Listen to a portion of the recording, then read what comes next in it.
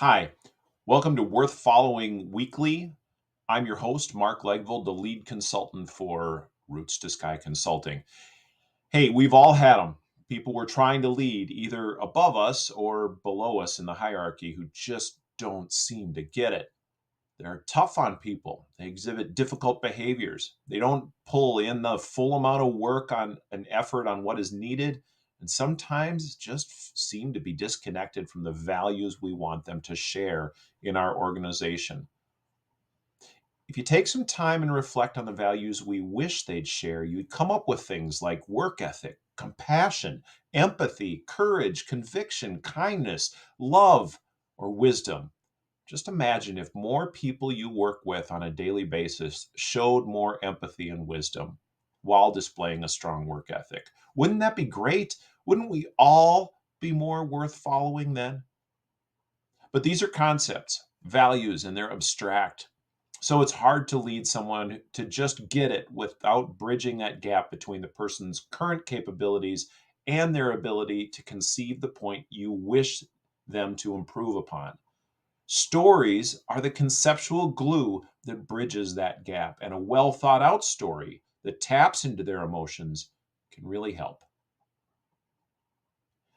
Jacinda Ardern was born in 1980 in New Zealand. She became involved in politics at an early age and eventually was elected the prime minister in 2017. She was the youngest woman in the world to be elected to that level of office.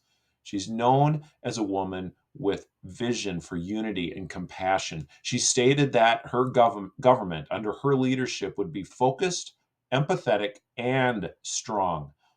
The year was 2019, and tragedy struck the city of Christchurch in New Zealand. A terrorist attack targeted two mosques, leaving a community shattered and a nation in mourning.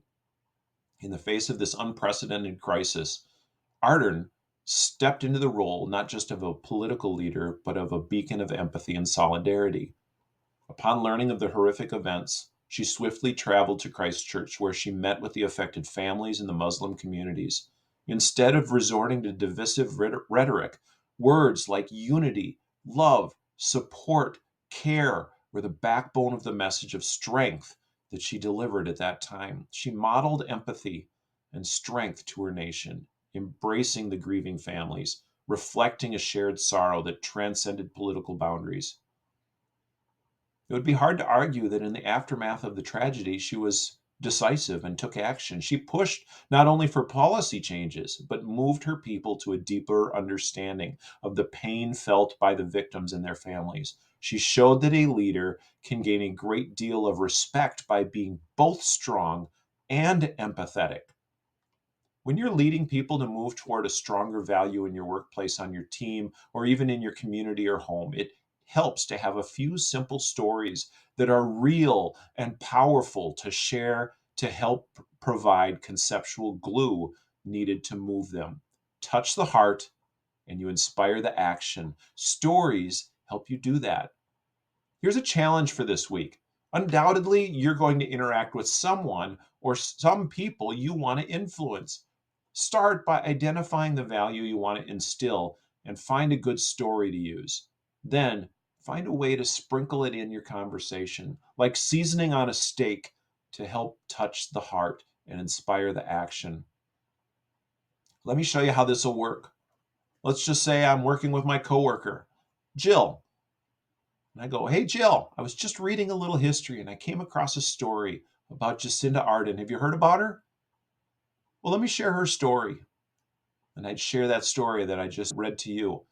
And at the end, I'd say something like, really made me think about how hard it is to be strong and empathetic, but that it's possible.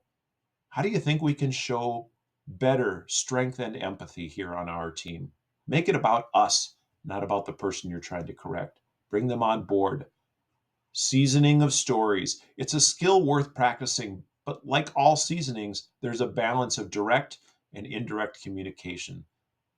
It takes practice. Becoming an effective bridger of that gap will only make you a better leader who is worth following. Next week, we're going to talk a little bit more about emotions, specifically passion, and why passion is driving me to build more and more leaders who are truly worth following. Thanks for watching. Have a great week. We'll see you then.